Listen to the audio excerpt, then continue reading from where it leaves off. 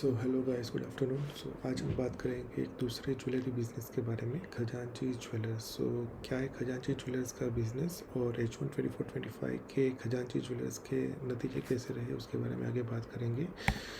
हमारे last video में जो हमने बात की थी B2B और B2C बिजनेस के बारे में, तो Khazanchi jewellers is a mixture of both the business, B2B business and B2C business. उसका 90% of the revenue comes from the B2B business, जहाँ पे वो ज्वेलरी मैन्युफैक्चरिंग करके रिटेल शॉप में सप्लाई करते हैं, और 10% of the business come from the B2C business. अभी खजांची ज्वेलर्स का 1200 स्क्वायर फीट का एक शोरूम है चेन्नई में, और आगे चल के कंपनी का प्लान है एक 10,000 स्क्वायर फीट का शोरूम चेन्नई में ही एस्टैब्लिश करने का।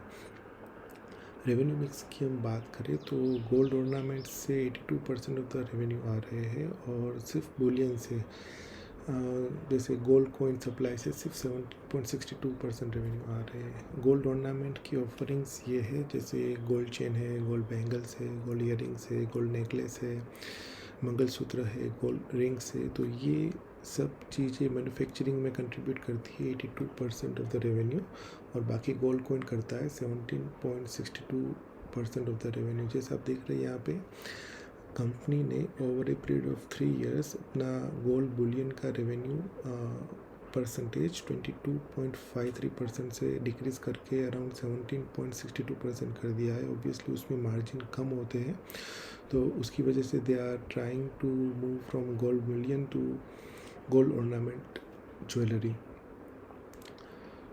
तो ये हमने बात कर ली अभी कि 1200 स्क्वायर फीट का रिटेल शोरूम ऑलरेडी अभी एग्जिस्टिंग है, जो 10% ऑफ द रेवेन्यू कंट्रीब्यूट करता है, और आगे चल के कंपनी का एक 10,000 स्क्वायर फीट शोरूम चेन्नई में ओपन करने का प्लान है। फाइनेंशियल ईयर की बात करें तो कंपनी का रेवेन्यू फ्रॉम फाइनेंशियल ईयर 22 से 24 में 78% बढ़ा है, और उसी के सामने EBITDA 121% बढ़ा है, और प्रॉफिट आफ्टर टैक्स 190% बढ़ा है। EBITDA margin over a period of time financial year 22 में से 3.31 में से EBITDA मार्जिन बढ़ा है 5। ऑब्वियसली जैसे हमने अभी बात की कि company is reducing their revenue exposure from gold bullion and moving towards gold ornament, और ज़्यादा अभी कंपनी का फोकस है to move towards B2C business. तो इस तरह से company is planning to improve their margin, and profit after tax का मार्जिन भी 1.27 से 3.33% हुआ है। ईयर ऑन ईयर मार्जिन बढ़ा है, लेकिन H1 FY24 की कंपैरिजन में हम देखें तो EBITDA मार्जिन 5% से कम होके 3% हो गया है, और प्रॉफिट आफ्टर टैक्स मार्जिन 3% से कम होके 2% हो गया है। EBITDA बढ़ा है, पैट बढ़ा है, लेकिन there has been considerable decrease in EBITDA and profit after tax margin H1 FY25 में कंपैरिजन टू H1 FY24 से।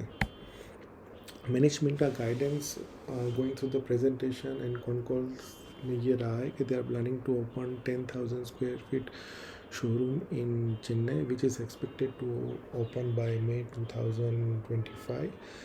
इससे company is trying to improve their EBITDA margin and profit after tax margin. देखते हैं आगे चल के company के नतीजे क्या रहते हैं।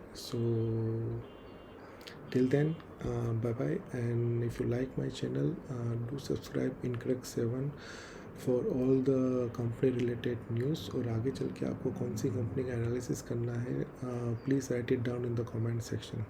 Thank you.